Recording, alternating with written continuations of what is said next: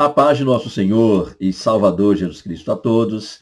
Com alegria, com muita satisfação, estamos aqui para mais um vídeo, logo mais uma aula abençoada. E este vídeo tratará de mais uma lição da revista editora Central Gospel, onde o tema é Pilares da Teologia Prática. Estamos já chegando àquela que é a quarta lição desta série tão abençoada, onde estamos tendo o privilégio de falar um pouco sobre teologia de maneira mais prática. Embora, claro, a gente sabe que teologia é um assunto na qual muitos termos técnicos são postos, muitas questões que para muitas pessoas são questões apenas teóricas, mas a ideia principal por trás de todo esse ensino, todo esse estudo é trabalharmos essa visão, trabalharmos essa temática de uma maneira um pouco mais prática, a fim de fugirmos de tanta teoria a respeito desse assunto. E aqui a gente vai perceber que a lição de número 4, ela tem como título homilética. E a mesma tem seu texto bíblico básico em Romanos 10, versos 8 a 15. Tem seu texto áureo em 1 Coríntios 9, verso 16, que nos diz: porque se anuncio o evangelho, não tenho de que me gloriar, pois me é imposta essa obrigação. E ai de mim, se eu não anunciar o evangelho. A palavra introdutória dessa lição vai nos dizer, leamos aqui juntos: a homilética é a arte de preparar e entregar mensagens bíblicas.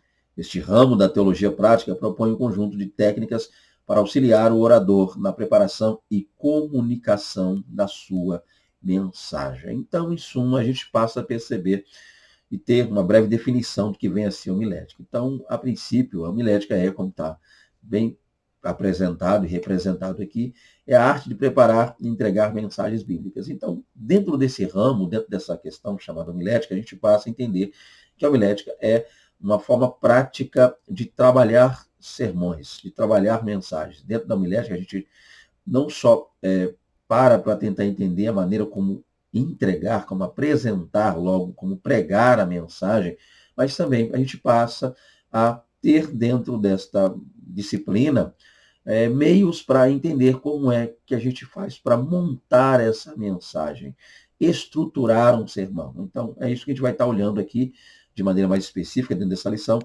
como é que a gente pode estar unindo aí, né, como diz aqui a lição, este ramo da teologia prática propõe um conjunto de técnicas para auxiliar o orador, tanto na preparação, é claro, como na comunicação. Então, são duas áreas que a gente tem que estar muito atento. Como preparar um sermão? Há uma estrutura. Inclusive, eu estou para dizer que é uma dúvida de muitas pessoas. Muitos param para se perguntar como é que eu faço para montar uma mensagem, montar um sermão. Aqueles que ouvem muitas vezes pessoas pregarem têm essa dificuldade quanto a isso, essa curiosidade em relação a isso. E também, é claro, aquela que nós consideramos muito complicada também, que é a comunicação. Muitas vezes, como falar. Existem técnicas para falar, questão de oratória, é isso que a gente vai estar olhando de maneira específica aqui. Mas, dentro de um conjunto, trabalharmos essa ideia, que vai desde a preparação, logo, é claro, até a comunicação da mesma. E eu quero, já ainda na palavra introdutória, fazer uma breve observação aqui. Geralmente, quando nós falamos de homilética, a maioria das pessoas entende que homilética está atrelado só ao fato da pregação em si. Mas o que poucos às vezes param para pensar e percebem, e eu acredito que a gente vai falar um pouco sobre isso aqui, é o fato de que a homilética também nos auxilia quanto aos estudos bíblicos, tá? Porque essa questão acabou ficando até meio que estigmatizada. A homilética acabou sendo, para muitos, aquela disciplina onde se estuda só a pregação, né? Mas nós precisamos entender que junto à homilética é possível também descobrirmos, aprendermos princípios que nos auxiliarão quanto à preparação de estudos bíblicos, ok? A própria EBD, dentro da EBD também é possível nós nos fazermos valer da homilética, ou seja, criarmos meios para prepararmos nosso estudo, prepararmos ali tópico a tópico, subtópico a subtópico, entendendo esses pontos. Então, de repente eu estou falando, né, eu esteja falando a pessoas que não pregam. Então, essa aula não é para mim, eu não prego, eu me sinto envergonhado às vezes de pregar, eu também parei de pregar porque eu não tenho essa eloquência, como eu vejo pregadores aí, oradores, falando na minha igreja, há muitas pessoas que pregam, de repente eu parei de pregar, talvez você seja uma pessoa que esteja pensando assim. Mas o que eu quero dizer, no início já, é que a homilética não é só para a pregação, por assim dizer, mas também serve para que você possa preparar estudos bíblicos, para que você possa preparar palestras, para que você possa também preparar a aula da EBD.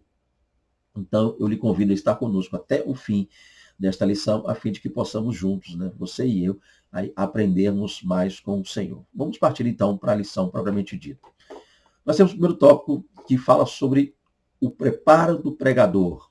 Tá? Então, isso aqui é muito importante. E dentro disso, nós temos um ponto importante que diz aí: no subtópico seguinte serão apresentadas as áreas em que o mensageiro de Deus precisa estar preparado. Então, tudo parte inicialmente de uma preparação. Então, até para preparar um esboço, preparar um sermão, logo preparar um estudo ou uma EBD, nós precisamos, em primeiro lugar, nos prepararmos. Isso que é o ponto. Então, parte inicialmente da preparação do orador, do pregador, da pessoa que estará no palestrante, como você quiser falar aí, como você estiver familiarizado, tá? De acordo com aquilo que você está vivendo no momento. Mas é bom que nós entendamos que tudo parte inicialmente do preparo da pessoa, para que essa pessoa de Deus, em Deus, através de Deus, possa dar início a essa preparação do sermão, do estudo, da pregação, em que ela vai estar ministrando. Então, dentro desse critério aí, nós temos inicialmente o primeiro subtópico que diz caráter. Então, tudo começa pelo caráter. Vamos ver isso aqui. A honestidade e a vida moral do pregador são pré-requisitos essenciais ao seu desempenho na arte da preparação. Mais do que qualquer outra coisa, o anunciador das boas novas do Evangelho precisa ter uma vida exemplar de santidade e testemunho irrepreensível. Então, a princípio, gente, nós precisamos entender uma coisa. Tudo parte inicialmente do caráter. Né? Aquele que vai estar de posse da palavra tem que ser, a princípio, honesto. Honesto com Deus, honesto com seus ouvintes e, é claro, honesto consigo mesmo. Esse é o ponto claro, né? Porque nós que estaremos ali ouvindo, né, assistindo, logo também ouvindo a pessoa ministrar, o que falará de maneira bem, eu diria, audível a nós, é claro, é a ênfase dada por ele no quesito caráter. O quanto essa pessoa vive aquilo que está pregando. Uma das maiores reclamações que nós temos na atualidade quanto a pregadores, devido aos escândalos que estão surgindo um atrás, né, um após outro, é o fato de que muitas pessoas acabam pregando ou tentando pregar aquilo que não vivem. E, via de regra, quando nós conhecemos a pessoa ou as pessoas e sabemos que tais pessoas não vivem nem metade daquilo que estão tentando passar para nós, nós automaticamente criamos um bloqueio. Há pessoas que não conseguem receber uma mensagem, ainda que essa mensagem venha de Deus. Tais pessoas não conseguem recebê-la, já visto o fato que conhecem a vida do pregador. Então, em primeiro lugar, por parte da honestidade. Antes de pararmos para pensar em que tipo de esboço, estrutura de esboço, sermão, o que pregar, que tema, que mensagem que vai impactar. Em primeiro lugar, o que vai impactar realmente é a nossa vida, nosso testemunho, logo a honestidade. Então, a honestidade e a vida moral do pregador são pré-requisitos essenciais. Ou seja, a pregação em si, o sucesso adquirido ali durante essa pregação vai ocorrer, é claro, inicialmente, a princípio ali baseado na vida do pregador, ou seja, na sua honestidade e na sua vida moral. Tal pregador vive realmente aquilo que está pregando, tal pessoa tem diante de Deus e dos homens um bom testemunho. Lembremos do que a Sulamita diz em relação a Eliseu, né? Este que por nós passa todos os dias, ela disse ao marido, é um santo homem de Deus. E é claro, quando nós olhamos para as pessoas e vemos nela a Deus, a gente passa a perceber Deus na vida de tais pessoas, fica, é lógico, muito mais fácil de pararmos para ouvir o que tais pessoas estão falando. Então, ainda que, repito, a palavra pregada por uma pessoa que não caminha de acordo com Deus seja, sim, a palavra de Deus, mas o fato de sabermos que tal pessoa não tem um bom testemunho, o fato de sabermos que tal pregador, tal orador não tem uma vida, um caráter ilibadíssimo diante de Deus, e criará em nós uma espécie de bloqueio, criará nas pessoas que estão ali ouvindo a mensagem uma espécie de bloqueio. Tá? Então, mais que qualquer outra coisa, o anunciador das boas novas do Evangelho precisa ter uma vida exemplar de santidade e testemunho. Sim, Isso é importante. Então, eu diria, resumindo aqui, tentarei ser o mais breve possível nesse vídeo. É claro, já visto o fato de que nós temos 4 tópicos aqui para ser trabalhados, mas o fato é que a vida do pregador, o caráter desse pregador, vai contar muito, tá? Então, antes mesmo de você, quem sabe, já pensar em pegar ali um papel em branco, uma folha em branco, bíblias de estudo, materiais, preparar uma mensagem, pare e pense como está a sua vida com Deus. Pare e pense, em primeiro lugar, como está o seu caráter, ou seja, diante das pessoas, como é que você tem se comportado. Então, tudo começa numa vida pautada em Deus, uma vida de testemunho diante de Deus. Continuando, nós temos aqui 1.2, sensibilidade e discernimento. Leiamos.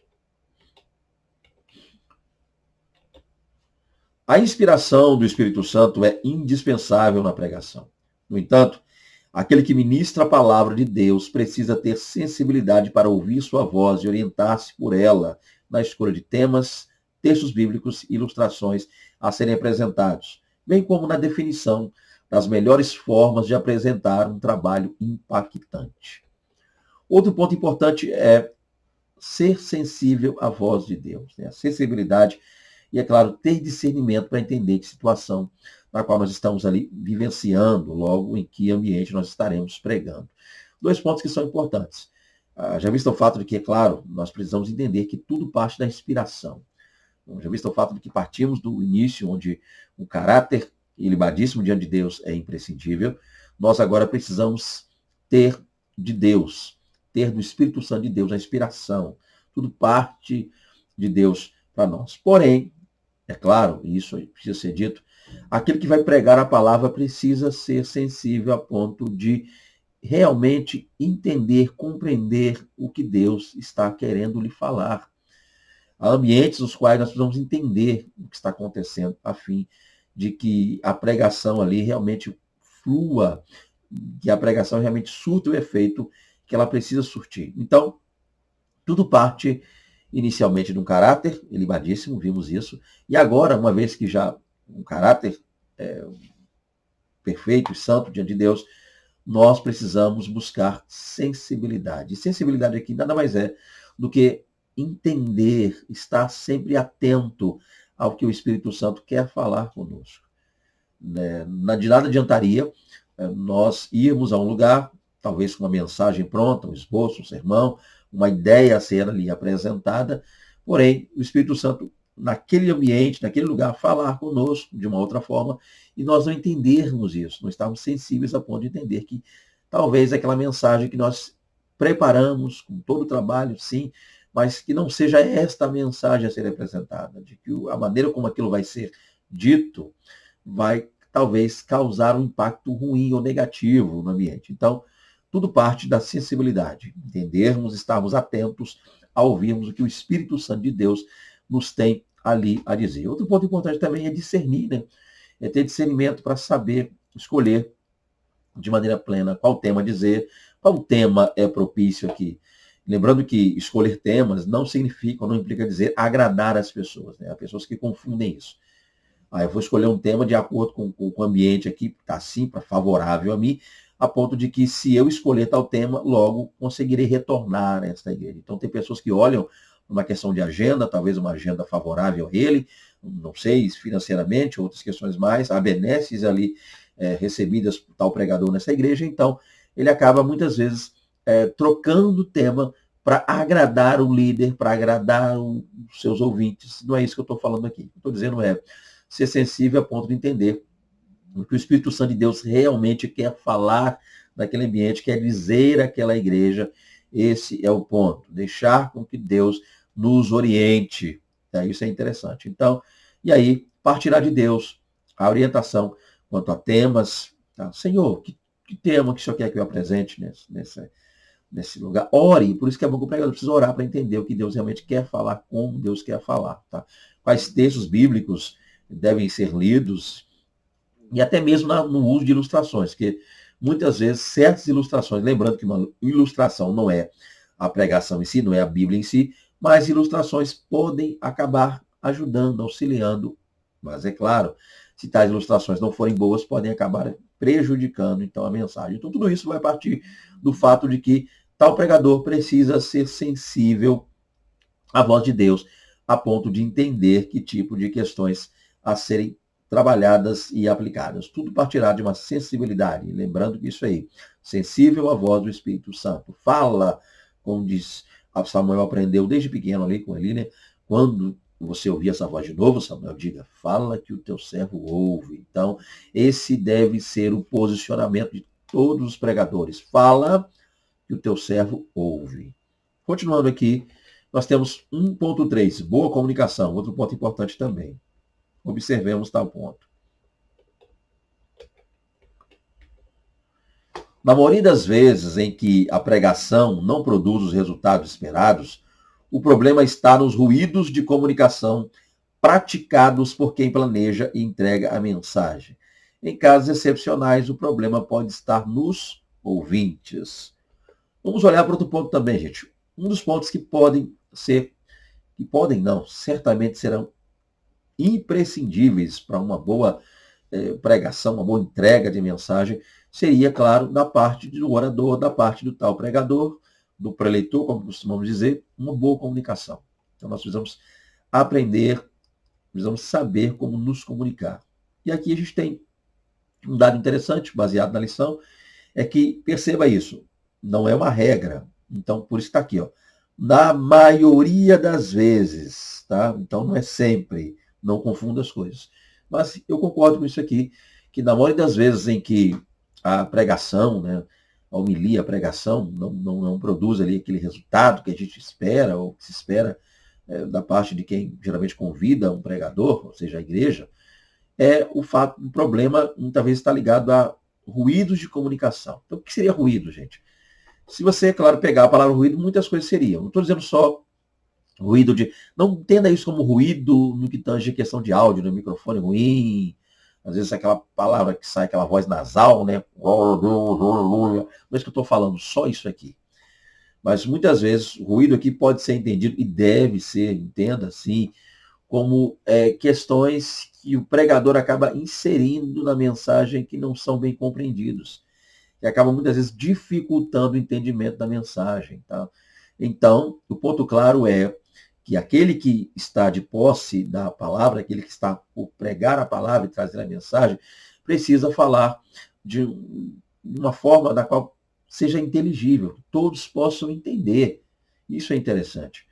Que tal orador procure usar termos que são favoráveis a quem lhe está ouvindo. Resumindo, você já me entendeu onde eu quero chegar. Que tal orador entenda em que ambiente ele está por pregar a palavra. De nada me valerá chegar num ambiente e, de repente, começar a falar palavras, termos que não são comuns ou usuais às pessoas que estão me ouvindo, a maioria não vai entender. Então, um dos pontos rumo a uma boa pregação, uma boa entrega de uma mensagem, seria, então, que o pregador procurasse se comunicar da melhor maneira possível. Tá? Então, dentro desse ponto, eu diria, embora a lição não traga, mas uma das coisas que eu diria aqui é que uma boa comunicação ela parte quando nós estamos prontos a evitar temas polêmicos, assuntos dos quais não temos compreensão, temas que, ainda que sejam, talvez a gente seja da nossa alçada, não seja das pessoas que estão ouvindo. Então, evite, pregador, você que me ouve, trazer temas polêmicos. Há questões que existem ambientes para tratar. Há questões que são de cunho doutrinário, uma doutrina complexa, doutrina na qual nós não temos facilidade de explicar, nem todos compreendem tal doutrina, então que se evite isso na hora de pregar. Outra coisa também é trabalhar com questões ligadas a usos e costumes locais, é bom que se entenda quais são os usos e costumes das igrejas, ou da igreja na qual o pregador estará pregando, a ponto de que ali chegando ele possa, de maneira clara, tratar isso aí, ou evitar certas questões. Às vezes o fato de que há lugares nos quais líderes não aceitam que pessoas de fora venham falar do tipo, está doutrinando a minha igreja. Então, para que se evite problemas como esse, é bom que o orador, logo o pregador, procure ter ao máximo uma boa comunicação. Trabalhar a sua dicção, a ponto de que venha falar de uma maneira que todos venham entender, evitar palavras que muitas vezes são chamadas trava-língua, né? Palavras que são difíceis de se falar, e talvez a pessoa querendo falar difícil, querendo falar bonito, acabe gerando um problema, né? Então, procure, talvez haja essas palavras, talvez você queira falar tais palavras, aconselho que você faça, antes disso, né, faça testes em casa, inconstitucionalissimamente, vai falando as palavras, paralelepípedo, ou seja, esse é o negócio, vai falando para que tais palavras não venham lhe atrapalhar na hora que você estiver ali por entregar a sua mensagem. Mas aqui também, a gente tem aqui, para fechar esse subtópico, em casos excepcionais, o problema pode estar também nos ouvintes. Então, nem sempre o problema é com a má entrega do pregador. Nem sempre está atrelado ao fato do pregador falar de maneira não audível, compreensível. Não é só atrelado ao fato do pregador parece estar perdido, não saber o que está falando, mas às vezes também está atrelado aos ouvintes. Então, em ocasiões como essa, o pregador não pode, não deve, nem precisa ficar deprimido ou achar que precisa parar de pregar, porque lhe parece que as pessoas não estão ouvindo ou dando vazão à mensagem que está sendo pregada. Então, há casos, e aqui a lição traz como exemplo a parábola do semeador. Lembremos que a parábola do semeador, Jesus disse, o semeador saiu a semear. Então, a semente, para que eu ganhe tempo, não vou entrar em detalhe da parábola do semeador aqui, porque para não estender o vídeo, mas lendo tal parábola, Mateus 3, nós percebemos que a semente lançada pelo semeador caiu em diversos terrenos. Então, isso que é interessante. A semente é uma só, é a palavra de Deus. Muitas vezes é o terreno que não é favorável. Muitas vezes são as pessoas que não estão ouvindo ou fingindo não ouvir. Então, que o pregador faça a sua parte. Eu resumiria o subtópico ponto 3 com isso. Boa comunicação é quando o pregador procura ao máximo fazer a sua parte, trazer uma mensagem que as pessoas possam ouvi-lo de maneira clara e específica, com palavras que todos podem e conseguirão entender, uma mensagem não tão complexa, um tema não tão, eu diria, difícil de se trabalhar, mas uma mensagem a qual todos que estão presentes, dos maiores aos menores, dos mais jovens aos mais idosos, todos possam dizer realmente, eu entendi essa mensagem, Deus falou comigo, glória a Deus por isso. E é claro, não para o pregador. E aí nós temos um versículo que é interessante, né? Que é o Isaías 55:11, que gera um grande problema quando analisado nesse ponto aqui. Deixa eu tentar explicar onde eu quero chegar com isso. Deixa eu ler o versículo, vamos lá. Assim será a minha palavra, que sair da minha boca. Ela não voltará para mim vazia, antes fará o que me apraz, e prosperará naquilo para que a enviei. Nós temos aqui um detalhe importante, gente, que esse versículo, volta e meia, na hora da pregação, ele é muito confundido, porque as pessoas tendem a dizer o seguinte, não, irmão, preguei e a palavra não voltou vazia. Não, Deus é bíblico.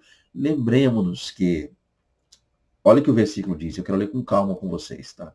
Assim será a minha palavra. Ok, então nós, pregadores, pregamos uma palavra que não é nossa, a palavra de Deus, tá certo, a palavra de Deus. Mas é o que Deus diz, que sair da minha boca, ela não voltará para mim vazia. É esta palavra que não volta vazia, é a palavra em que Deus está falando, logo a palavra de Deus, na qual a fonte, a origem de tal palavra é Deus, e não volta para ele, para Deus vazia. Ela vai fazer realmente o que Deus deu como propósito para essa palavra. Então, nem tudo que as pessoas falam em cima do púlpito é palavra de Deus. O que nós precisamos entender é separar o que é palavra de Deus do que é palavra do pregador. A palavra que não voltará vazia é a palavra de Deus. É aquilo que o pregador, de posse da palavra de Deus, usa e fala como sendo realmente, verdadeiramente palavra de Deus. Mas há coisas ditas por homens que não vieram de Deus, não tem sua origem em Deus. Logo, Deus não tem que ter, e acredito eu, não tem e não terá, que ter compromisso com palavras de homens. Mas Elias disse, não vive o Senhor, perante cuja face estou, que nos últimos anos nem orvalho nem chuva cairão, senão segundo a minha palavra. Mas e aí, Fernando Aquino, professor, Elias disse segundo a palavra dele, ele usou o termo minha, né? Formando possessivo, minha palavra. Mas eu acredito que você, que está me ouvindo e assistindo agora, talvez já tenha lido realmente essa palavra, 1 Reis 17, é um bom leitor da Bíblia e sabe que lá na carta de Tiago, capítulo 5, a explicação para Elias ter dito isso. A Bíblia diz, Elias, homem sujeito às mesmas provações que nós, orou incessantemente para que não chovesse. Logo, você já tem a resposta. Minha palavra quer dizer o quê? Que Elias, antes de se apresentar ao rei, orou a Deus, falou com Deus. E o fato dele ter dito minha palavra nos mostra que havia um aval de Deus, a base de Deus. Ele orou para que aquilo acontecesse, ele buscou em Deus para que tal questão acontecesse, e logo quem enviou Elias a falar isso ao rei é Deus. Então, ainda dizer minha palavra. Então, que eu, Fernando Aquino, estou aqui gravando, falo da minha parte. Deus não tem compromisso com o que eu falo da minha parte, com o que eu penso, o que eu acho, com meus achismos. Deus tem compromisso com a palavra dele. Enquanto eu estiver fiel, enquanto eu for fiel à palavra de Deus, certamente sim, tal palavra jamais voltará vazia. Então, o que não volta vazia não é a minha palavra. O que não volta vazia é a palavra de Deus. Continuando aqui, vamos lá. Então, que haja aí para você, de você, pregador, uma boa comunicação. Fale de um jeito que as pessoas possam realmente compreendê-lo. Continuando, nós temos aqui 1.4, conhecimento da palavra de Deus. O semeador do evangelho necessita conhecer, sobretudo, a palavra de Deus e, assim, estar bem equipado e preparado para que sua mensagem dê frutos permanentes. Outro ponto importante e imprescindível ao pregador, ao orador, é o conhecimento da palavra. Tal pessoa está de posse da palavra, está pregando a palavra de Deus, logo precisa conhecer a palavra de Deus. E eu vou dizer para vocês, tá? Isso não pode ser confundido como decorar a palavra de Deus. Há quem decore textos e versículos, há quem eu gosto de chamar esse tipo de pregador de metralhadora de versículos. A pessoa sai metralhando, tal, capítulo tal, verso tal, assim, tal, tal. Eu acho até legal, acho interessante, acho bonito. Confesso que eu não tenho uma memória tal assim na hora que eu estou pregando. Mas quando eu estou lecionando ali, eu vou orando a Deus, o Espírito Santo orientando, lembra então verso tal, lecionando, dando aula, eu consigo lembrar de muitos versículos e aplicá-los. Mas pregando, eu acredito que eu não às vezes eu não tenho oxigênio no cérebro suficiente para poder lembrar de tanto versículo, falar o capítulo tal, verso tal, acho até interessante, mas a pergunta é, conhecer a Bíblia, ser um conhecedor, um exímio conhecedor da palavra de Deus é ser um decorador, aquele que decora o versículo e sai falando? Não. Conhecer a Bíblia é entender cada contexto por trás de cada texto, a fim de que, usando tais textos, não criemos pretextos. Então, o ponto claro é conhecer mesmo. É parar para ler, refletir, entender o contexto. Por exemplo, a carta aos Romanos. Por que Paulo escreveu aquela carta? Onde ele estava? O que Paulo tensionava com tal carta? Esse é o ponto. Quais as doutrinas apresentadas nessa carta? Justificação pela fé, o que seria justificar? Eu não vou explicar aqui porque o tempo eu não tenho, mas entender, conhecer mesmo os exemplos dados, citados por ele. Outro exemplo é a primeira carta aos Coríntios, os problemas que estavam acontecendo naquela igreja.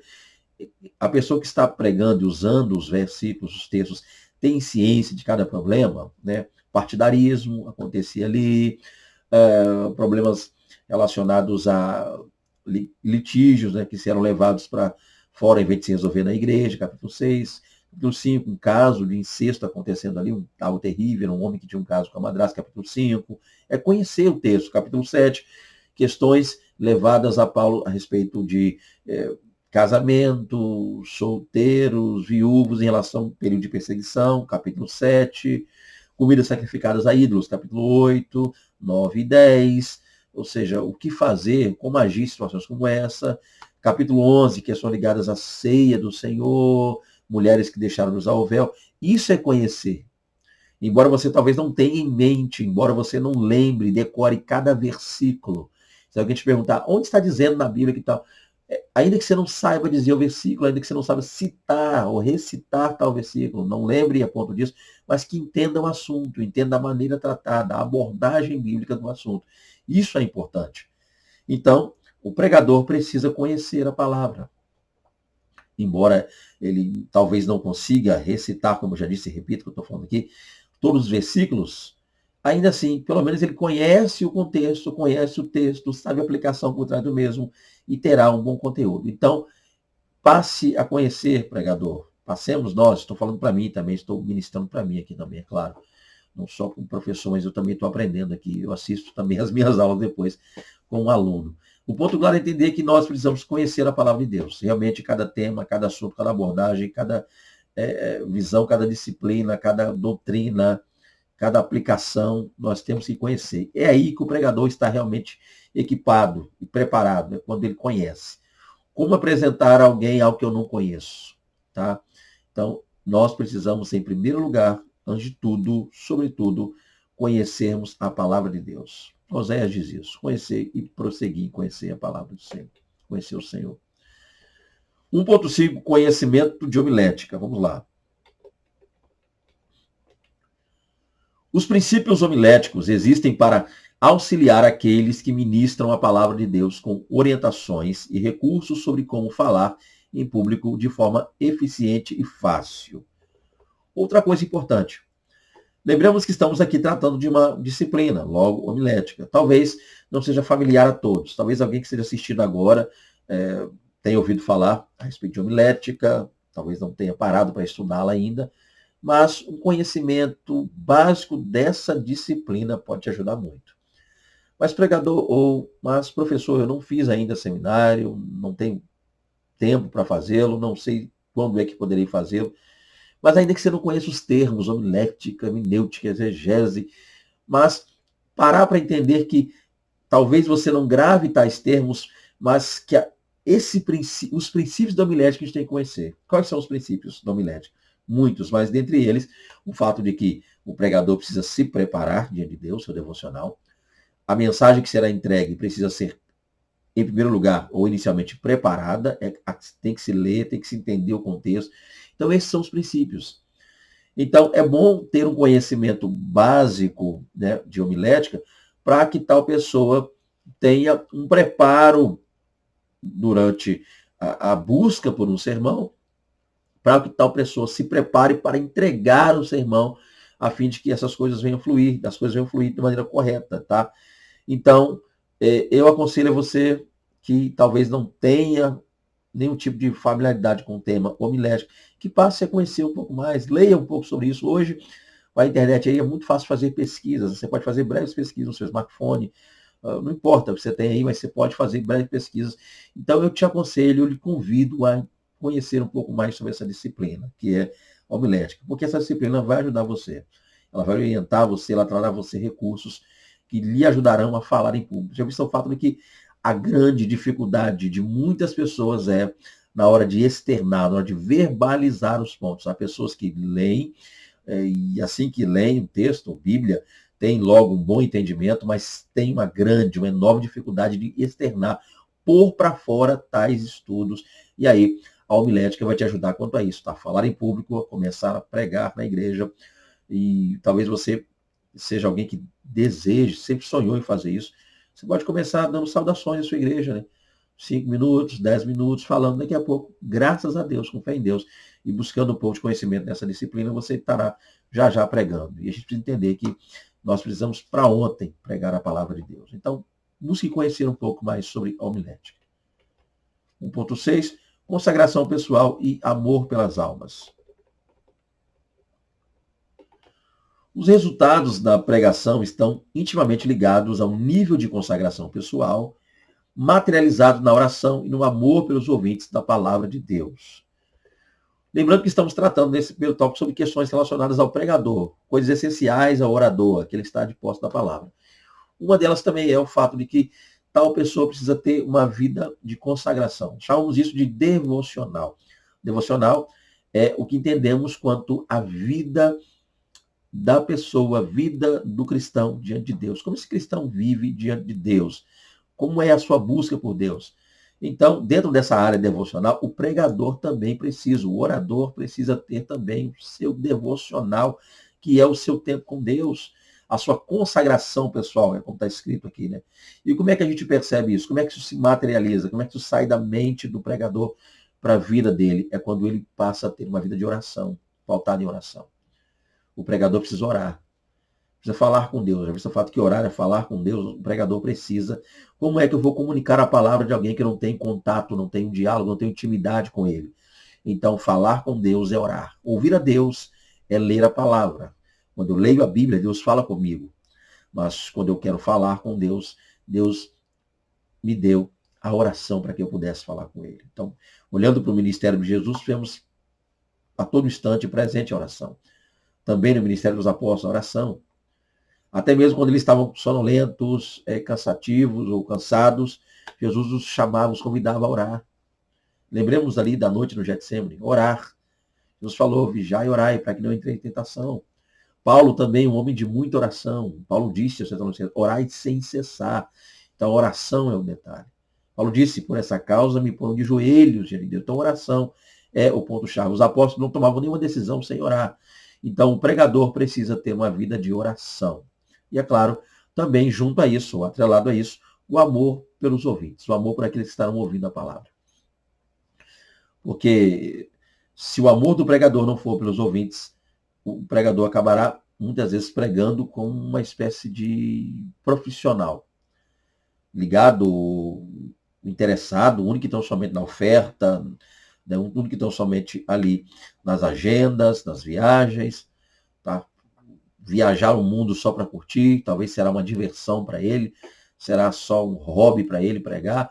Então, tal pregador precisa ter com Deus, em Deus, de Deus, uma vida de oração e, é claro, também amar as almas, amar as pessoas. Cumprir o ID é amar as almas. Isso que Jesus ensinou aos seus discípulos. Ide por todo mundo e pregar o evangelho a toda criatura. E isso diz respeito ao fato de que tais discípulos deveriam amar as pessoas, aprender a amar. E tiveram, com o passar do tempo, quebrar, né, paradigmas, tiveram, com o passar do tempo, jogar por terra muralhas que separavam, né, judeus samaritanos, judeus e gentios. Então eles tiveram, com o passar do tempo, aprender a amar as almas, amar, olhar um para os outros e ver os mesmos como irmãos. Então o pregador precisa ter isso em mente, tá? Por onde quer que ele passe, por onde quer que ele vá, a qualquer lugar que ele seja convidado a estar, e aí, tá, o pregador deve ir por amor às vidas, amor às almas, amor ao evangelho.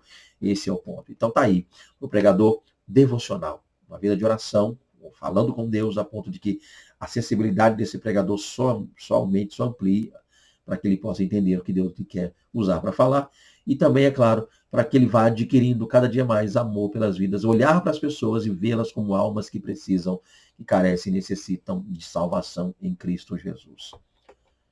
Aí nós vamos para o segundo tópico, a pregação bíblica. Lembrando que questões ligadas ao pregador, ao orador, tratamos no primeiro tópico. Ok, professor? Faça isso.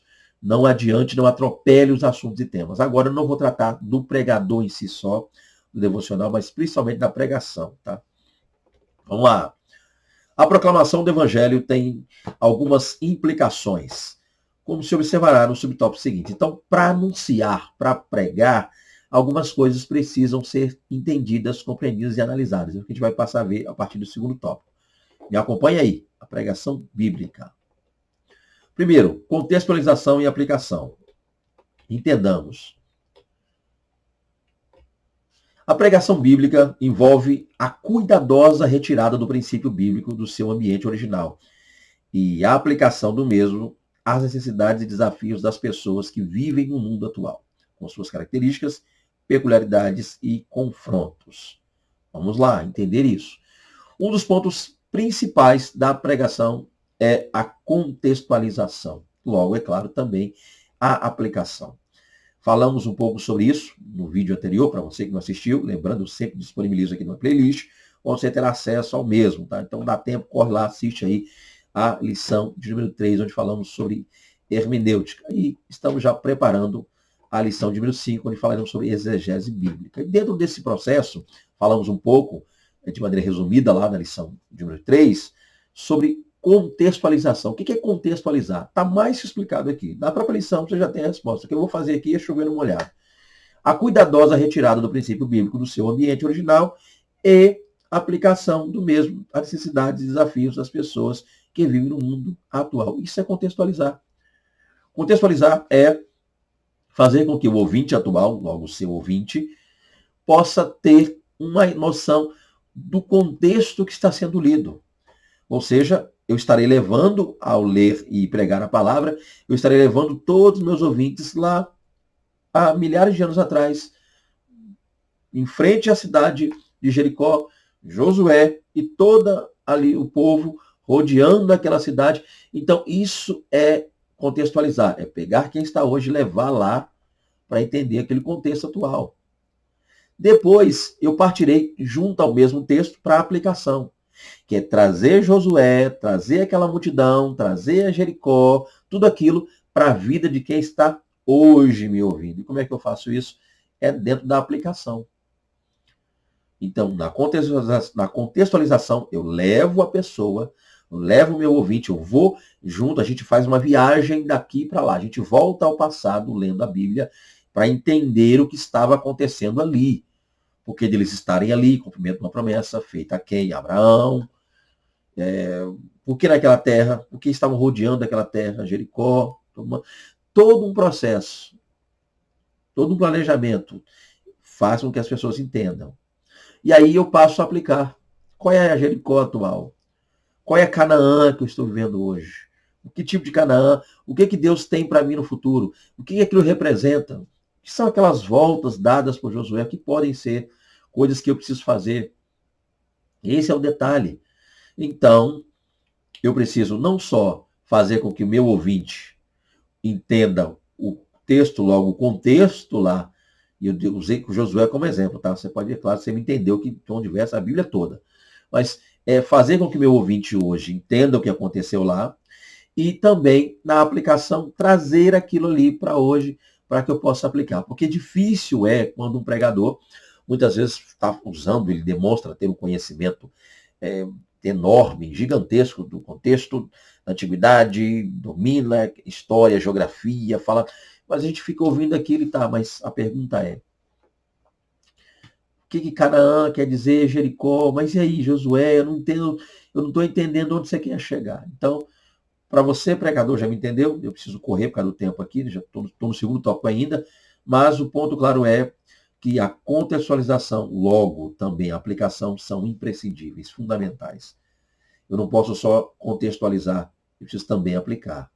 Então, um bom orador, um bom pregador é aquele que lê o texto, é aquele que explica o texto, mas também, logo, é claro, aquele que aplica o texto. Então, é ler, explicar o que leu e, por fim, aplicar aquilo que foi lido. E na aplicação é isso. É todo um processo, tá? Então, eu leio o texto, aí eu explico, que é contextualizar. Agora eu aplico, que é trazer tal mensagem para os dias atuais. O que é aquilo, quais são as implicações desse texto na atualidade. Então, tá aí, pregador, você que me assiste, você que me ouve, se faça valer dessas ferramentas abençoadas. Uma delas é contextualização, logo, claro, e aplicação. Outro ponto, atualização. É imprescindível também na mensagem. O pregador não pode ser uma pessoa alienada dos acontecimentos mundiais, uma vez que sua mensagem é direcionada especificamente para as pessoas que vivem neste momento da história. Outra coisa importante, gente, se a pessoa vai pregar, ela precisa ser atualizada. Não, para mim basta só o texto bíblico, eu vou pregar a Bíblia, então, eu fazendo a pessoa entender o texto lá atrás, ok, mas na hora da aplicação, eu preciso ser alguém atualizado, saber as coisas que estão acontecendo. A gente sabe que um dos contextos dentro da área bíblica chama-se escatologia, né, que vem de escatos, ou seja, coisas que estão por acontecer, coisas futuras, e logia ou logia, que é estudo. Então, o estudo das coisas futuras. E dentro disso, o que nós entendemos dentro da escatologia é que tem coisas que eram escatológicas para eles, para o povo do período bíblico, e que ainda são para nós, porque não aconteceram lá e ainda não aconteceram também até hoje. Então, coisas que vão realmente, no fim, acontecer. Só que eu preciso entender que o desenrolar da história é quem vai nos mostrando em que período nós estamos e a que ponto está de acontecer isso. Então, preciso me atualizar. Guerras, rumores de guerra. Jesus falou isso em Mateus 24. Entender esses pontos. Então, o pregador tem que estar atualizado. Saber o que está rolando o mundo afora. Não pode ficar parado no tempo, vendido, perdido, parar lá atrás e ficar preso no passado, não. Tá? Então, ou em algum lugar do passado. Tem pregadores que o tema da mensagem dele é só esse. Em algum lugar do passado. Não, gente. Temos que estar sempre atualizados, sabendo o que está rolando. Então, o pregador leia livros, leia revistas, leia jornais, assista, pesquise, busque. É bom que nós estejamos sempre atualizados, tá? Isso é interessante, porque as pessoas de hoje querem saber o que os acontecimentos futuros têm a ver com o que o texto bíblico que você está pregando. Ou seja, você reparou que a cada catástrofe que acontece, a cada terremoto, a cada maremoto, a cada coisa que acontece na natureza, as pessoas estão buscando entender se aquilo tinha um tipo de ligação com a Bíblia, se é alguma coisa escatológica, alguma coisa anunciada ou pré-anunciada por Jesus. Então, o pregador tem que estar ciente dessas coisas. Se atualize, pregador, para ontem. Outro ponto importante também, vamos lá, o foco. 2.3. O desejo de anunciar o evangelho era tão premente na igreja primitiva que na cidade de Tessalônica, diante do poder de persuasão de Paulo e Silas, as pessoas exclamaram: estes que têm alvoroçado o mundo chegaram também aqui. Vamos lá, gente. Outro ponto importante, o pregador precisa ter foco.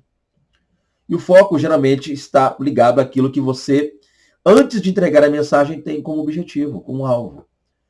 Eu estou pregando para quê? Qual é o meu foco? Ganhar almas? Edificar, fortalecer, embasar as pessoas? O pregador, uma vez que você determina, por assim dizer, né, qual será o seu foco, isso lhe dará direção para que você nunca desvie do mesmo. A gente tem que estar focado no que está fazendo. E um dos pontos claros é esse. E aqui está um exemplo claro aqui, né, de como os apóstolos, como os irmãos da igreja primitiva faziam no primeiro século. Pessoas que estavam focadas em cumprir o ídio, cumprir a ordenança de Cristo. Nada lhes tirava do foco. Olha o que disseram a respeito dele. Estes que têm alvoroçado o mundo chegaram também aqui. Ou seja, estamos chegando. Estamos cumprindo uma ordem. Nosso foco nossa meta nosso alvo é cumprir o ídio de Jesus. Então o pregador precisa ter um alvo, um foco. Você precisa determinar no sentido assim de dizer, olha, eu quero ir para ali, eu quero começar pregando aqui, daqui eu vou para lá, de lá eu vou para acolá. Segue uma linha. Não perca o seu foco.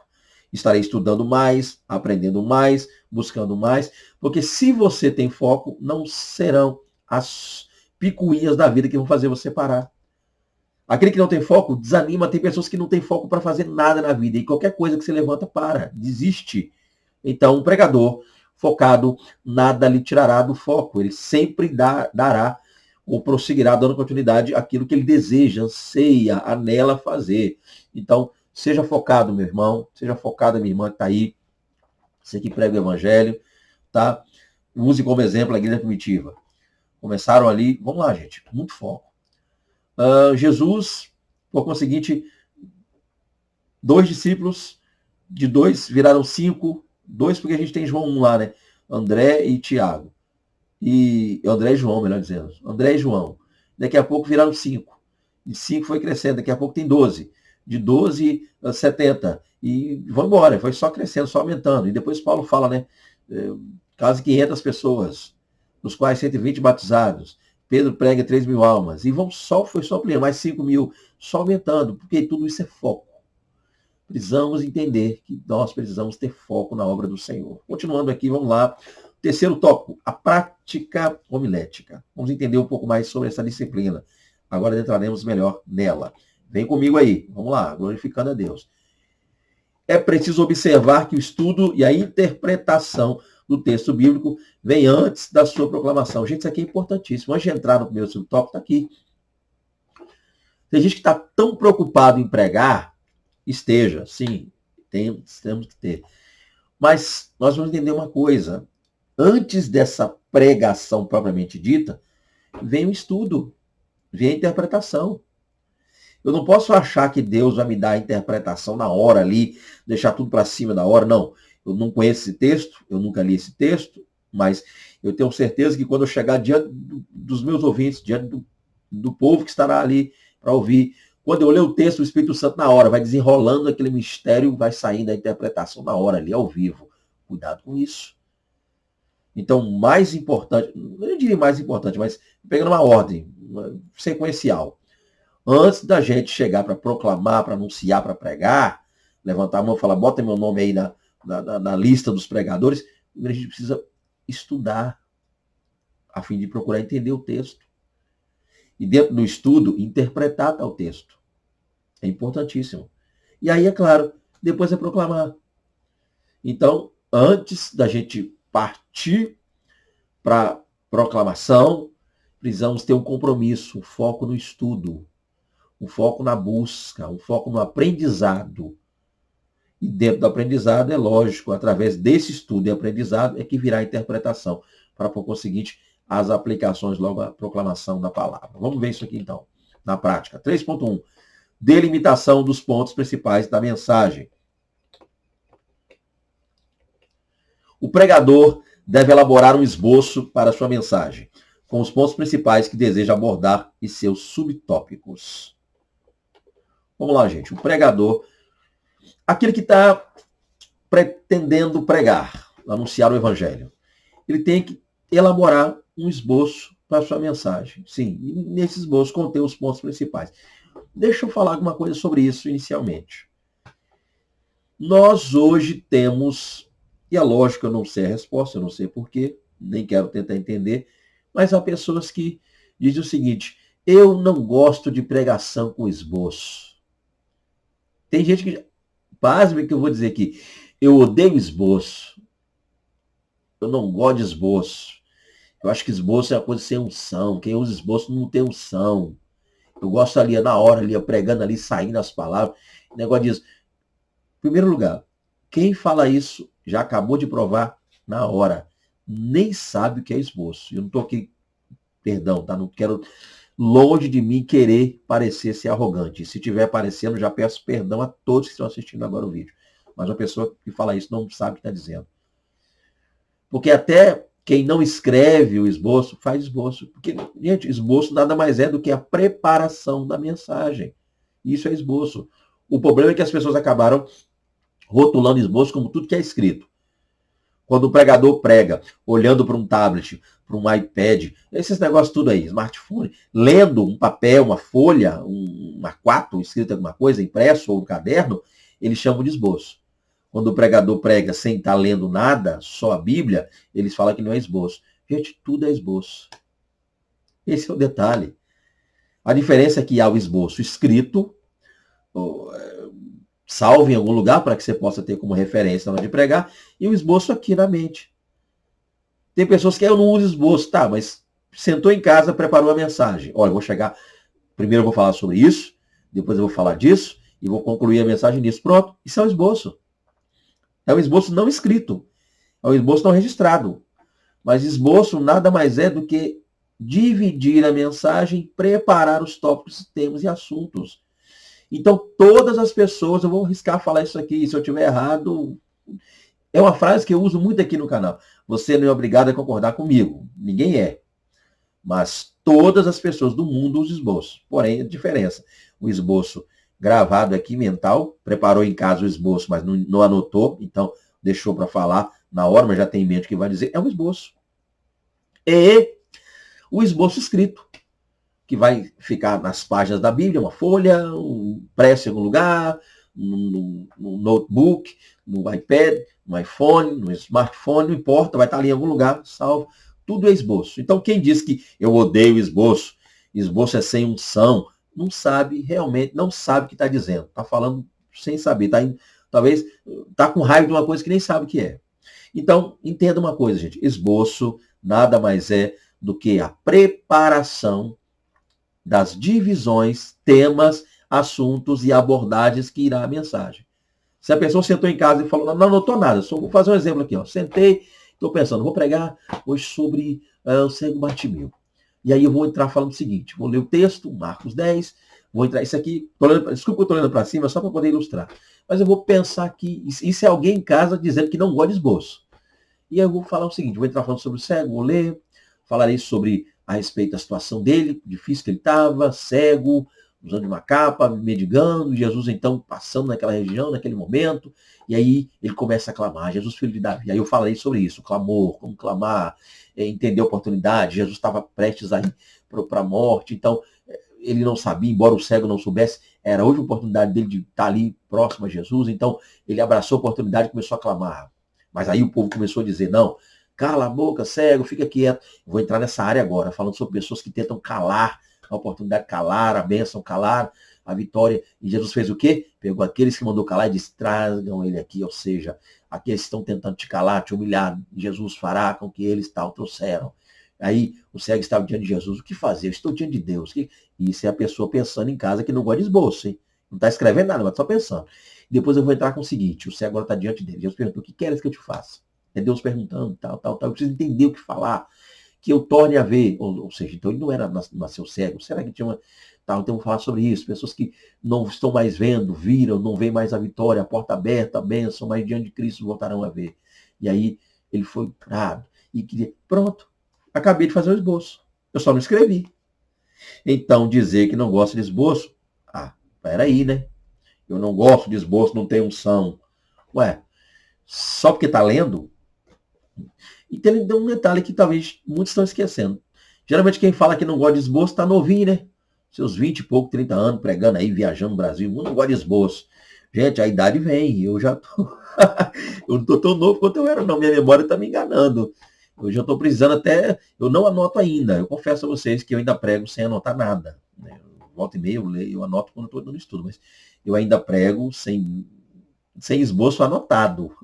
Papel, mas eu crio na mente o esboço e vou lá dividindo a mensagem em tópicos, subtópicos da mente e me faço valer enquanto eu ainda posso da minha mente. Mas a idade está vindo aí e eu já estou preparando para comprar papel.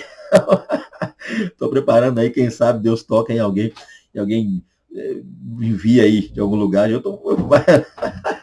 De repente alguém é usado por Deus para me doar um iPad. Eu tenho uma vontade muito grande de um iPad novo, quem dera. Se quiser doar um iPad, eu deixo para você depois do meu endereço aqui. Se tiver um iPad parado aí, vai me ajudar, porque eu já preciso botar uns esboços aí, que o negócio está complicado para mim. Mas brincadeiras à parte, gente, embora eu estou falando sério, quem quiser me doar, eu estou aqui, um iPad. Voltando aqui. O pregador deve elaborar um esboço para a sua mensagem. E os pontos principais abordar. Então, o esboço tem que ser preparado, tá? Se você tem a mente boa ainda, quer preparar na mente, continue. Se você quer anotar, anote, ok? Mas não existe esse negócio de ter unção. No papel é sem unção, na mente é com unção. Gente, isso aí, sai fora disso. Por favor, para. Eu também já pensei assim, eu estou falando aqui por experiência própria, já me ensinaram assim há muito tempo atrás, e eu hoje, graças a Deus, não tenho mais esse entendimento. Eu percebi que isso é supérfluo. Continuando aqui. Vamos lá. Vamos ver de maneira prática a estrutura de um sermão, né? Vamos olhar para isso aqui. A estrutura de um sermão. Leamos. 3 são as partes essenciais que formam a estrutura de um sermão. Então aqui a gente vai ver a preparação de um sermão. Vamos lá. Deixa eu tentar deixar a tela lado a lado. Quando eu aumentar, eu coloco aqui para a gente ver junto. Então, essencialmente, gente, ou basicamente, nós temos um sermão a ser montado aqui. Vamos montar um sermão aqui, embora não vou usar texto nenhum. Mas o ponto claro é entender que o sermão é dividido basicamente, um sermão básico, a gente chama de sermão básico, em 3 tópicos. E quais seriam os tópicos de tal sermão? Primeiro nós temos a introdução. Gente, introdução nada mais é do que aquilo que é uma preparação para o que vai ser dito. Daqui a colocar título ou não, é com você. Tem pessoas que não gostam de botar um tema na mensagem, né? Ok? O Deus que tudo vê, o Deus que tudo pode. Tem gente que gosta de botar título, não seja de título. Não é obrigatório. Caso você queira botar um título ou não, mas a introdução tem que ter. A introdução não é o título. A introdução é um resumo daquilo que vai ser dito. É preparar as pessoas para irem junto a você, pregador, a um lugar. Então, a introdução é um resumo daquilo em que nós vamos fazer. É como se você estivesse convidando alguém a ir com você a um lugar e ali você vai resumindo para que a pessoa entenda os lugares onde você vai passar com ela. Suponhamos que vamos fazer um tour. Uma viagem rumo a não sei onde. Aí vai lá. Passaremos no primeiro lugar para tal, daqui iremos para tal, navegaremos para não sei onde, voaremos para não sei o quê. A introdução é meio que isso, é meio que preparar as pessoas para o que está por vir. Introdução, então aquele impacto, porém resumido, não detalhado. Aí nós partimos para o desenvolvimento da mensagem, ou como chamo de plano, o corpo da mensagem, o corpo do sermão. O que seria isso, o desenvolvimento? É o desenrolar e a explicação daquilo que você falou inicialmente. Eu resumi. Passaremos... Eu estou usando uma viagem como exemplo, tá? Não vou pegar texto bíblico aqui não, por causa do tempo. Mas eu estou usando uma viagem como exemplo. Olha, introdução, passaremos uma tour pela Europa. Passaremos por Portugal, passaremos não sei onde, França e tal. Ok. Então, eu na introdução, eu disse aonde iríamos. No desenvolvimento, eu já começo a detalhar lugar por lugar. Em Portugal fazemos isso, na França fazemos isso. Eu vou parando ali e vou explicando. Desenvolvimento, a mensagem é desenvolvida. Então, eu acho que você já entendeu, está muito claro aí. Embora a gente precise de mais tempo para fazer isso aqui. Mas a introdução é um breve resumo que nos fará entender, a princípio, que tema, que assunto ou de que nós falaremos. O desenvolvimento é a explicação mais ampla daquilo que nós havíamos dito na introdução que falaríamos, melhor dizendo. E aí nós temos para fechar a mensagem a conclusão. E o que é a conclusão? Logo, se a introdução é um resumo do que faremos, a conclusão é um resumo do que fizemos.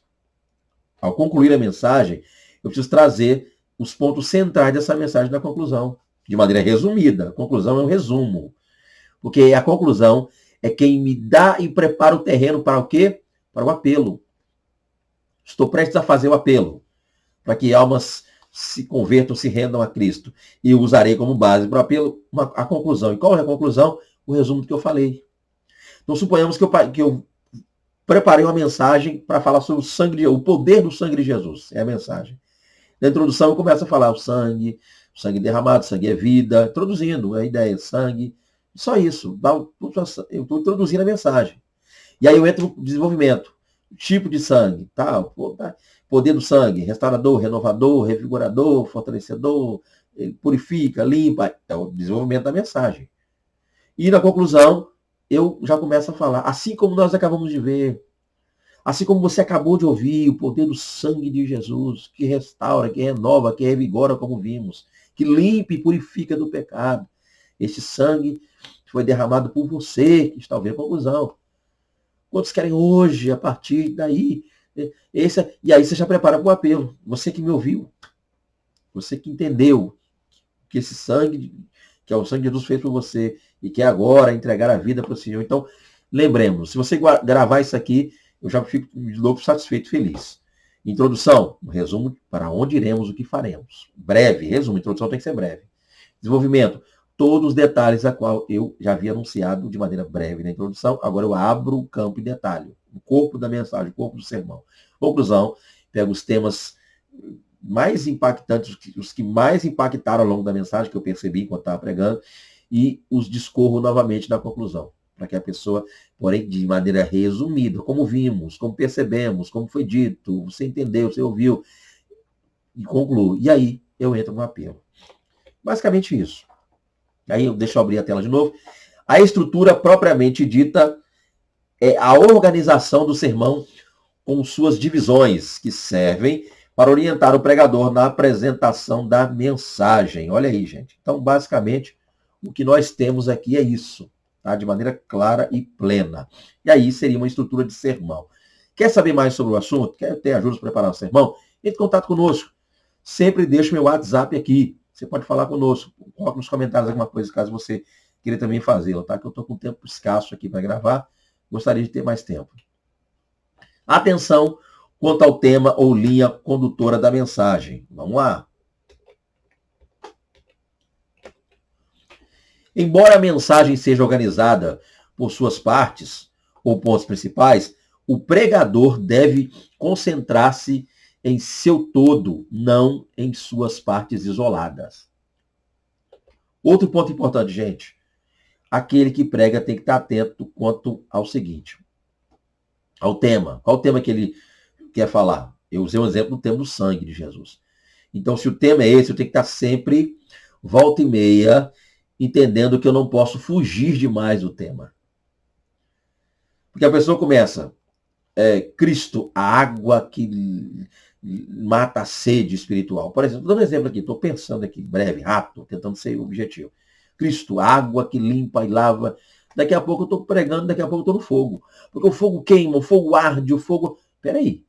Imagina um ouvinte. Ele começou falando de água, né? Cristo, a água que purifica. Estava até interessante ler um texto lá e tal. E agora ele está falando fogo. Eu não estou entendendo mais nada. É água, é fogo, água. Então tem que estar atento ao tema. Ok? E a linha condutora, a maneira como eu usei. Então, o que isso quer dizer? O pregador deve concentrar-se em todo e não em suas partes isoladas. Se eu tenho um tema e eu preciso me concentrar nesse tema que eu coloquei como mensagem, embora eu tenha dividido a mensagem em partes, isso não significa dizer que eu tenho que desmembrar a mensagem. Cada parte fala de uma coisa. Não.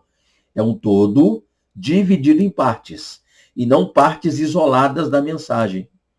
Você está vendo um desenho que eu coloquei? Talvez a pergunta, o que esse desenho está fazendo aí? Ele botou uma coxa de retalho, parece que está costurando. É isso. Nós costumamos chamar esse tipo de mensagem de pregação ou mensagem coxa de retalhos.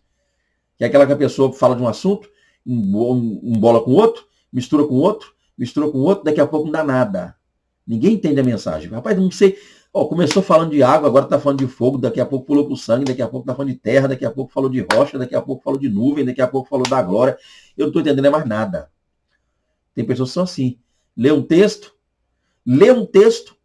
fala, introduz com outro texto,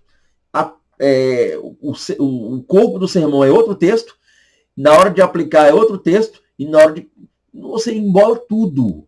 Então, o pregador, você que está aí preparando sua mensagem, seu sermão, fique atento, o seu tema é a água.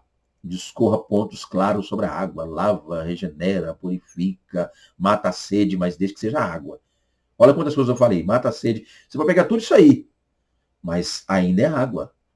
Então, seu tema, ainda que você tenha pontos, mas que tais pontos, tais divisões da mensagem não fugem do assunto, do tema central da mensagem. Então, cuidado para você, ao invés de pregar, não sair por aí fazendo coxa e costurando coxa de retalhos. É uma mensagem muito criticada no nosso meio. Aquela mensagem onde a pessoa não entendeu nada porque começou bem, daqui a pouco virou. Tem pessoa que lê sobre Moisés e prega só sobre Abraão. Lê sobre Josué e prega só sobre Davi. Você não entende nada, eu não entendi nada. Leu Josué e está falando de Davi. O que tem a ver uma coisa com a outra? Então lê esse Davi, já que vai pregar Davi. Por que leu Josué e está falando de Davi? Então é isso aí. Tema. Tá? Esse é o ponto. Não sai do foco, não perca o foco. 3.3. Fidelidade quanto ao texto original. Vamos falar sobre isso também.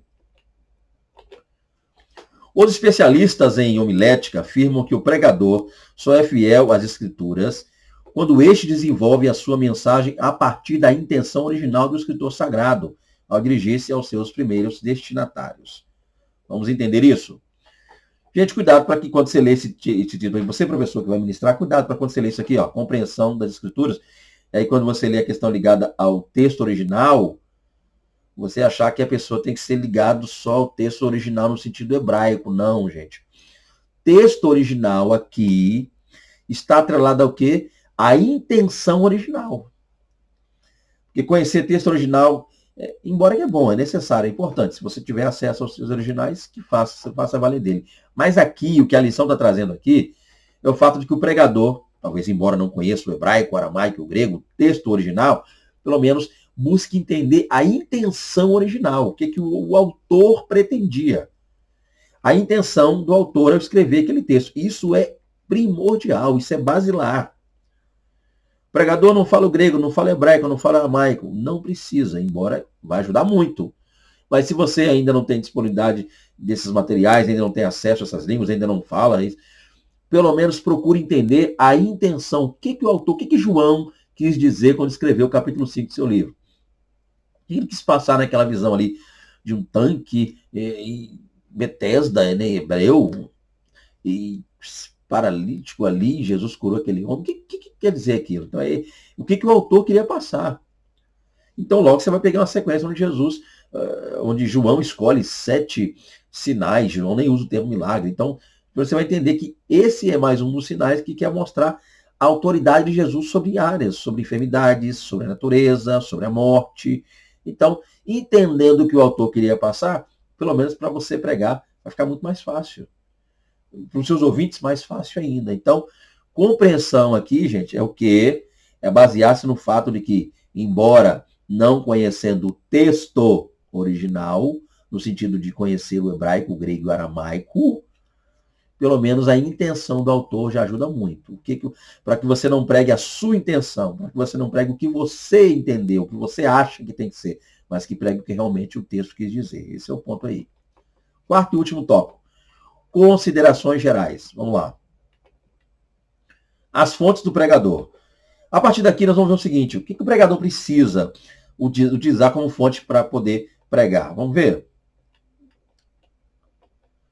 Em geral, as fontes ao alcance de todo pregador na proclamação da mensagem bíblica são. Então, o que o pregador tem, gente, como fonte sempre ali, está sempre ao alcance dele, de maneira geral. O pregador precisa ter a palavra de Deus. Como é que eu vou pregar a palavra de Deus? Como é que eu vou pregar se eu não tenho a palavra de Deus? Como é que eu vou pregar a Bíblia sem Bíblia? Tem gente que já tem um texto, tem tudo montado, mas não tem a Bíblia. Não. Bíblia. Não importa em que área você seja doutor, especialista aí, mundo afora, de maneira secular, mas se você vai pregar a palavra, é Bíblia. Não importa se você seja um geopolítico, um cientista, um engenheiro, um mecatrônico, não importa. Se você vai pregar a Bíblia, tem a Bíblia, a palavra de Deus. Então, esse é o detalhe. Segundo, a biblioteca do pregador. Tem livros, né, à sua disposição para te ajudar, comentários bíblicos, léxicons, atlas geográficos, manual relacionado a doutrinas da Bíblia Sagrada, livros ligados a verbetes, ou seja, tenha materiais. Quanto você puder ter para te auxiliar, vai te ajudar e muito, e muito, e muito mesmo, tá? Seguinte, arquivos e assuntos catalogados pelo pregador. Pesquise sobre temas, assuntos que você pode estar abordando na mensagem. A gente sabe que com o passar do tempo tem muita coisa surgindo aí, ideologia de gênero e outros assuntos mais. Catalogue, prepare algumas coisas, vai guardando algumas coisas para que você possa ter ali como arquivos, para que você possa pesquisar depois sobre o tema, sobre o assunto. Noticiários, assista noticiários para entender o que está rolando no mundo afora. Então é muito bom para que você fique atualizado todo dia. Finalizando também experiências. Use na hora de ilustrar, muitas vezes uma mensagem que você quer passar, uma experiência sua, que às vezes a pessoa não está entendendo o texto ainda, não conseguiu pegar, por quê? Não porque o texto seja tão difícil, ou talvez a pessoa não veja aquele texto atrelado à realidade dela. Fulano leu para mim um texto sobre Davi, mas tá, eu entendi o que ele falou, mas isso não está ligado a mim, eu não entendi o que isso tem a ver comigo. Né? Então, o que é o detalhe?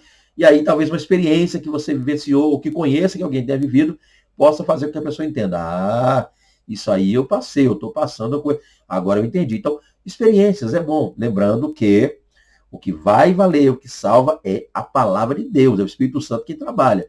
Então, não faça o contrário. Leia um texto, leia um texto e fique a mensagem inteira contando sua experiência. Inclusive, tem pessoas que falam isso, né? Texto para testemunho, mas, gente, cá para nós, eu sou muito fã de ouvir testemunho, mas testemunho, que tem um testemunho, né? Pessoas vão aumentando, inventando. Outra hora eu falo sobre isso, não dá tempo mais. Mas experiências boas podem ajudar em muito, tá? Então tá aí, a palavra de Deus, Bíblia, uma biblioteca do pregador, tenha livros, comentários, muitas coisas que podem auxiliar você aí. Pegue muitos arquivos, um monte de arquivos com assuntos que você acha que são pertinentes para a mensagem. Assista o noticiário para entender o que está rolando no mundo afora. E, é claro, utilize experiências que você viveu, porque a gente aprende muito com isso. Tá? 4.2, o propósito do sermão. Para que serve o sermão? Qual é o propósito do sermão? Vamos lá. A finalidade maior da anunciação da palavra é alcançar o mundo com as boas novas de salvação. Entretanto, a pregação bíblica também deve ser dirigida aos salvos, visando a edificação, exortação e, por fim, consolação. Vamos lá, gente. Porque aqui muitos se confundem. Para que pregar para crente? Eu não gosto de pregar para crente, eu gosto de pregar para onde tem pessoas querendo ouvir a palavra. Pregar para crente está errado. Não era para ter culto na igreja, não era nem para ter, não. A gente tem que só sair pregando para quem não ouviu. Porém, é bom que se entenda que a pregação, ela embora seja uma, ela surte dois efeitos iniciais, básicos para o que eu estou falando aqui. Um deles é a pregação para o não cristão, para aquele que não se entregou ao Senhor. Ela vem no sentido de trabalhar nele a necessidade de buscar a salvação. A pregação para o cristão, aquele que já é salvo em Cristo, visa buscar nele, melhorar nele, o quê? A sua edificação, exortação e consolação, ou seja, a sua vida com Deus, o seu dia a dia, o seu devocional com Deus. Para que ele procure ser sempre firme, constante e abundante na obra e fiel ao Senhor. Então, sim, tem que se pregar para os não cristãos, mensagem voltada a uma mensagem evangelística. E para os cristãos, a mensagem voltada a quê? A consolação, exortação, edificar, unir. Então, esse é o detalhe. Então, não vamos dividir o que Deus uniu, não, gente. Tem gente aí que é revoltado, não pode pregar para crente. Para com isso. Para. Tem que pregar só para as almas lá fora. Não tem que se pregar em igreja. Calma. Entenda todo o contexto da mensagem antes de falar e pensar assim. Ok? Até te ajuda. Então, eu vou pregar na igreja onde só tem... Vou pregar no culto onde só tem cristão. Eu sou de lá e sei que não tem ninguém de fora, nenhum visitante, ninguém que não aceitou ainda. Todo mundo é crente. Você já pode ter uma mensagem mais para exortar, para edificar, para consolar, para ampliar ainda mais a nossa vontade, nosso anseio de servir a Deus.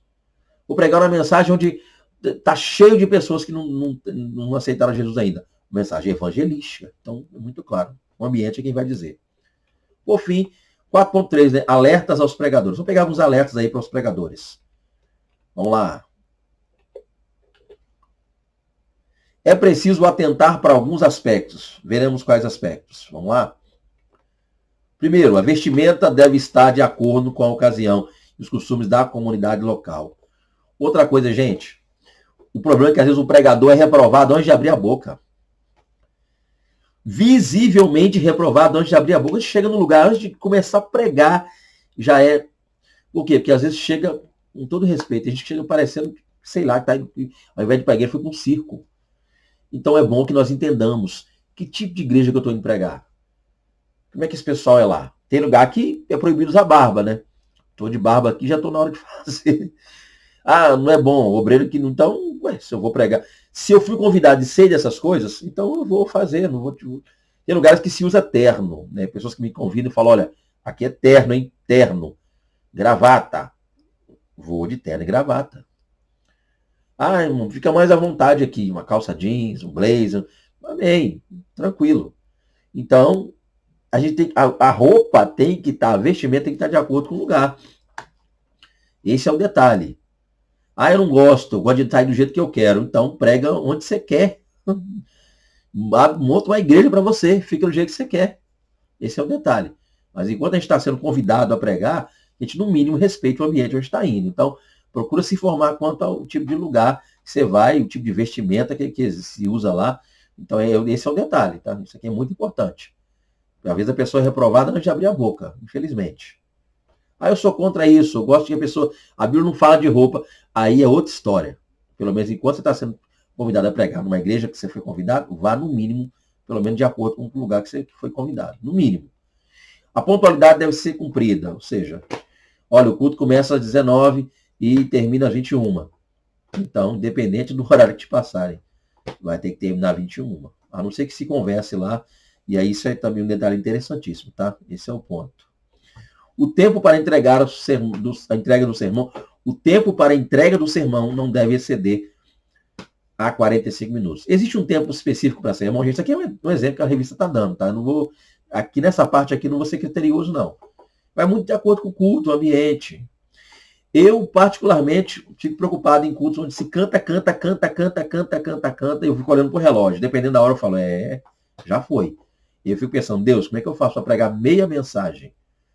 Como é que eu faço para pregar um terço da mensagem? Porque o tempo foi embora e canta e vai. Então é complicadíssimo. Mas também, vou confessar a vocês um detalhe. Estou terminando o vídeo agora, hein? Mas vou confessar um detalhe a vocês. Eu também não sou muito fã de pregar quando em lugares onde eu falo com o pastor. Você pergunta. Que horas que eu tenho que devolver o microfone depois da mensagem? O pastor fala assim, olha, aqui quem manda é o Espírito Santo, deixa Deus te usar. Gente, eu fico preocupado. Por mais que seja bonito o pregador, que pregador que não quer ouvir isso? Fica à vontade, irmão. Aqui não tem relógio, quem manda é homem, não. Por mais que seja interessante o pregador ouvir isso não é bom, não. E talvez isso dê ao pregador uma certa... ele deixa ele à vontade até demais. Ok? Então eu gosto de perguntar, que horas que eu devolvo? Olha, por exemplo, 21h15. Vou fazer o máximo. Pode ser que a mensagem flua, pode ser que o próprio pastor, quem me convidou, entenda, vai, deixa Deus trabalhar. Mas pelo menos eu me preparei ao longo da mensagem para tentar pelo menos esses 21h15 que foi dito. Para que eu possa entender e administrar bem o tempo. Então, limitar o tempo é bom para que você possa administrar o sermão. Porque se alguém me diz, olha, deixa Deus te usar, entrega quando você achar que tem que entregar o microfone. Daqui a pouco eu fico 1 hora na introdução, mais 40 minutos, 1 hora no corpo e para concluir meia hora depois. Então, daqui a pouco é 2 horas com o microfone na mão. O cansa, o povo fica enfadado. Então, eu não gosto muito de quando me dizem, deixa Deus te usar, entrega quando você quiser. Não gosto disso. E também canta e passa a tarde, né? Então, o ponto vai de acordo com o lugar aí. Não tem muito a que dizer com isso aqui, não. Porque quem dera fosse uma regra, né? Mas, infelizmente, não é. O esboço deve ser cuidadosamente elaborado e estudado. Então, seguinte, elaborou o esboço. Se na mente, se escrito, pelo menos que tal esboço fique aqui, pronto, pelo menos estudado, elaborado. Inclusive, você que tem costume anotar, até digo, você tente gravar um pouco o que acontece de papel, o ventilador joga o esboço para cima, acontece alguma coisa lá, o tal do iPad, o iPhone para de funcionar, você fica meio perdido. Então, ainda que se anote, procure botar ele na mente. Por fim, A língua portuguesa deve ser observada com critério durante a administração. É isso, gente. Falar direitinho, pelo menos o máximo que puder. Não é obrigatório não, mas até para ajudar, né? Dependendo do que se fala, as pessoas prestam mais atenção no que se fala errado do que fala certo. Reparou que nós, seres humanos, temos isso? Essa maneira de reparar mais o que se fala errado do que o certo? Então, procura falar o máximo que você puder certinho, vai ajudar muito. Né? Usar palavras fáceis, tá? Como já falei lá anteriormente, não use muito trava-língua, palavras fáceis de se falar, tá? Conjugue os verbos de maneira correta, palavras que são muitas vezes palavras de vernáculo, cuidado com elas, né? Como eu já ouvi alguém falar, para que Deus derrame as suas concupiscências. A pessoa não sabe nem o que é concupiscência. Concupiscência é pecado, né? Senhor, derrame sobre nós as suas concupiscências. Pelo amor de Deus, gente. Então, procure entender pelo menos que palavra você está usando. Ok? É o que eu diria aí. E basicamente, concluindo aqui a nossa lição, peço a Deus que em nome de Jesus te ajude, você que prega a palavra. É sempre uma honra poder falar com você aqui, contigo aqui. Peço que você ore aí por minha família, minha casa, tá? Aqueles que desejarem ter a nossa presença aí, junto a vocês, nas igrejas de vocês, será sempre um prazer, uma honra. Tá? Só tá ligando, convidando que a gente vai aí, minha família e eu, minha casa e eu. Nós iremos aí pregar o evangelho aonde quer que você nos convide a estar com vocês aí. Deus abençoe poderosamente a vida de vocês. É uma honra, tá? Fique com Deus. A paz do Senhor Jesus. A paz do Senhor Jesus. Amém. Até a próxima aula.